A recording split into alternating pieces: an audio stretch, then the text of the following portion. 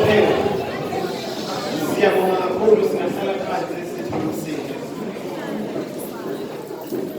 welcome back, guys. So next up on our program we have Celeste. Celeste is a wife to Sean.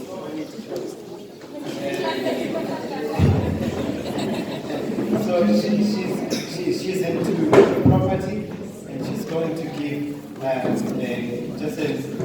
just a motivational talk to you guys. Please welcome Celeste and Celeste.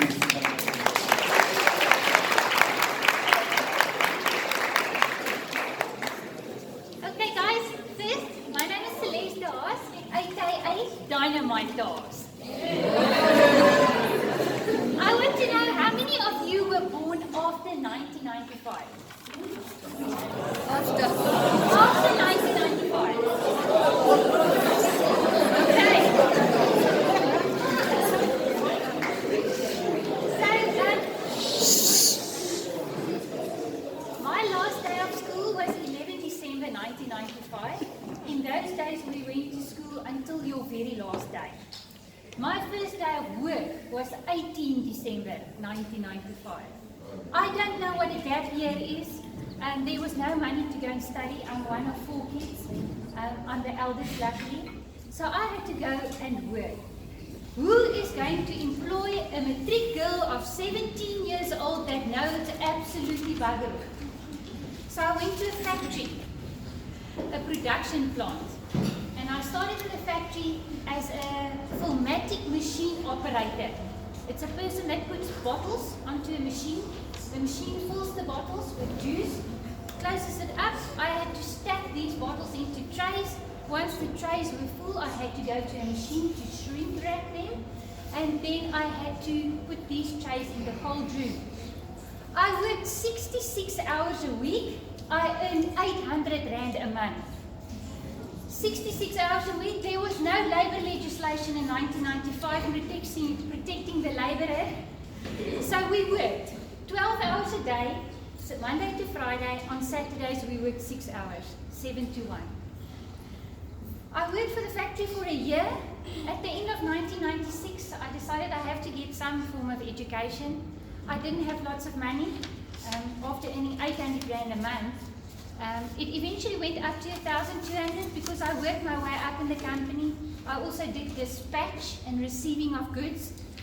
It was a tough learning school because you were young and you didn't know anything, and as you turn your back after you've checked the goods that were there, the van assistants and drivers would put it back in the truck and you were short, and we paid for our shorts. So when stock take came and you checked that stock were there, it was received, but it's not in stock at the moment and it wasn't sold, sorry, you had to pay for it.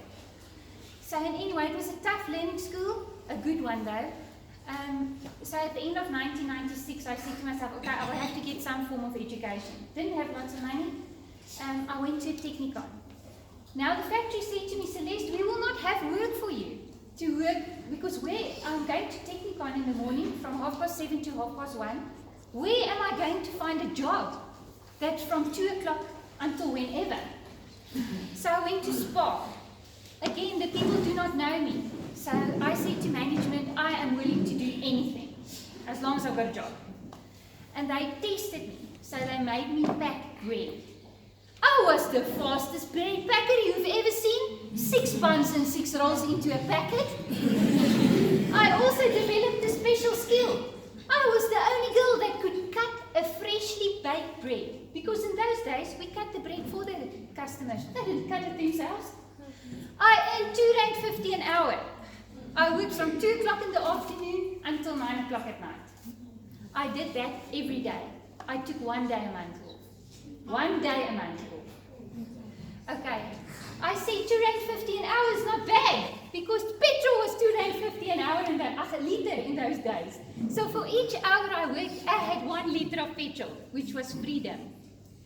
Anyway, so I worked for the factory a year. I worked for Spa for a year. Then eventually I became a cashier and I earned 3.50 Rand an hour because management saw that this girl is serious when she said she'll do anything and she works hard. As a cashier, in those days, the most prestige position as a cashier would be to work in the kiosk. That's where they sell the cigarettes and stuff. Again, I developed a special skill. You didn't have to ask me for your cigarettes. As you approach, I would hand it to you. Maybe you would say to me, you want 2 packets instead of 1 today. But I got to know my customers and knew what they wanted. They didn't have to ask for it. So I worked for Spar for a year, and then I went to the dairy farm where we milked cows. We opened the dairy 4:30 in the morning to start milking at 5 in the morning. I had 30 people working under me, with me in the factory. It was not nice. I was a young girl. I definitely did not want to start work at 4:30 in the morning, because if you start work at 4:30, you had to get up at 3:30 to get to work at 4:30. Okay, so we finished work at 12 o'clock during the day. We would take a break until 3 o'clock. At 3 o'clock, we would open the dairy again for second milking. The dairy also pasteurized the milk and bottled the milk. It was sent on traders' vans into the areas. They sold the products to smaller outlets. And then in the afternoons between 3 and 6, while second milking for the day was taking place, we then checked the traders' vans back. Was the money that they brought back balancing with the stock that was sold for the day? I worked for the dairy for 2 years, and then I went to work for an ice cream company in 2001. I started working for an ice cream company. It was a lot better. I got a free ice cream, 2-liter ice cream every Friday. And when I got home and my 2-liter ice cream was not there, my husband would ask me, "Why did you forget your 2-liter ice cream?"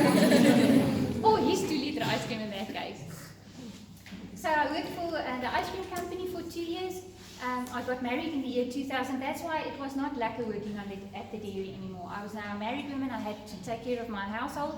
And those hours didn't work for me. And I was fortunate when I applied at the ice cream company, I got the job. But every job has got its injuries, eh? To work in cold rooms, counting stock in freezer rooms, where it's minus 18 degrees to store the ice cream is also not lekker. But you do it because it's a job. You're getting money at the end of the day. So in 2003, Sean saw an advert in the newspaper for Clover, advertising a position. I said to myself, nobody's going to employ me at Clover. Such a big company. I'll never get in. Sean said apply. Which I did. And I got the job. So in 2003, my journey at Clover started. In 2007, I had 2 managers that believed in me a lot more than I believed in myself. They said, "Celeste, you need to go and study." I said to them, "Guys, I wasn't even a good student at school. How am I going to study through UNISA? That's impossible." And they said, "Celeste, do it. If you want to go forward in life, you need to go and study." So in 2007, I enrolled at UNISA for my BCom Marketing Management degree, and I graduated in 2012. It took me a little bit longer. I am a part-time student. When other people were having braais on weekends, I was studying. When other people were watching Days of Our Lives in the evenings, I was studying. So it took me a little bit longer, but I achieved my goal. I was sitting at the graduation function in Durban in 2012, and I sat there and I said to myself, this is not good enough. I want to be one of those people in front. So I decided to enroll for my honours degree in business management. And in 2015, when I graduated, I changed my career to become a real estate agent. So when I was working for Clover, I was one of the top earning reps that they had, because I worked for the company for 12 years. And I had a company car, I had a company cell phone, I had petrol to drive around with privately. I had a computer, and life was just great. So I decided to leave this job for real estate, become a real estate agent in 2015, and I don't get a salary. None. If I don't work, I do not earn money. So I am unemployed every day of my life. I need to go out there and find sellers, people that want to sell their properties, and I have to find buyers to buy the property so I could this sign up. Stock is our most important asset. Stock is the listings you have. So when you go out and you list somebody's house so you can sell it, that is your stock. So the more stock you have, the more successful you are. But stock is not given to you. You need to go and look for it. You need to find it. And there's all kinds of ways. You will see that we've been recording Sean's talk, and we are recording my talk. I use social media quite extensively. I have my own YouTube channel where I give tutorial advice on real estate, because some people are scared of estate agents. They don't want to deal with them. We all have our own reputations. And so that gives people the opportunity to have questions answered without dealing with the estate agent. You guys were asking Sean, how does he not get bored with his job? In life, we need to make sure we force ourselves to do stuff outside of our comfort zones. That's the only way you learn and grow. To give you an example, none of us do public speaking for a living, yet here I am today, sharing my journey with you and hoping that I can encourage you and inspire you to show you that where you start in life is not necessarily where you're going to end up, but you need to start somewhere. It's like climbing a mountain. When you climb a mountain, you don't start at the top, you start at the bottom and climb slowly. And some days while you are climbing, you get setbacks and you slide back. And you have to start again. With the 100 paces you moved forward, you have taken 50 back again. So then you have to start again. We need to make sure that we do the stuff that needs to be done, even if we don't want to do it. So when other people are having braais, you are studying. Also, the other thing that we need to do is we need to be careful with who we surround ourselves with, the company that we keep. Can we learn from the people that we surround ourselves with? Make sure you surround yourself with people that you can learn from. Those people make you grow. Also encourage you to do stuff that's out of your comfort zone. While I was working for Clover, one of the jobs we had to do is we had to stand in shops and ask people if they wanted to taste the products. Now for me as Celeste, I want to die when you ask me to do that. But I did it. Nobody ever knew that I hated that job. The same with the bread packing. You must remember, if you are packing bread in certain social circles, you are being ridiculed for packing bread or working in a factory. Yet I did those jobs because my parents taught me to work is noble. Whether you are the president of the country or whether you are just Celeste packing bread, you've got a job to do and you do it. And you must be grateful that you have that job that you can do. So I leave you guys with a small motivational thing. We all think life is unfair and that it's tough for us at some stage. But life is tough for everybody and everything at some stage. Let's take our king of the jungle, the lion. Our lion is fearless. But let me tell you about our most dangerous predator in our country. The lion's success rate is 17%. That means out of 100 times that he goes to hunt, he is only successful 17 times. Let's put it in perspective. He's unsuccessful 83% of the time. Now if you go to a doctor and 83% of the time they diagnosed you incorrectly, the doctor would be making a killing. He would have dead patients around him all the time.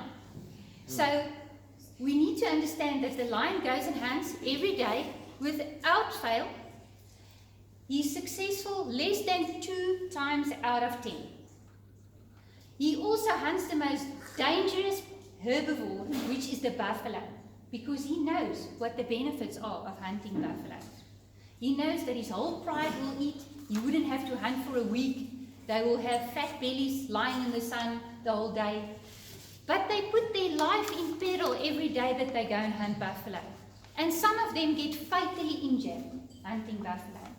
So we need to understand that life is hard for everything and everybody at some stage. We need to be able to deal with adversity and the challenges that come our way. And that's why I say to you guys, mind the people you surround yourself with. Make sure you surround yourself with people that you can learn from, and force yourself to do stuff out of your comfort zone. Every time you need to do something and you say, you don't want to do that, do it. The first time is going to be hard, the second time less hard, the third time is going to be easier. So I hope you guys have a successful life out there, and just persevere. Stick through the tough times, because at the end of the tough times is good times as well. Thank you guys. We appreciate the opportunity.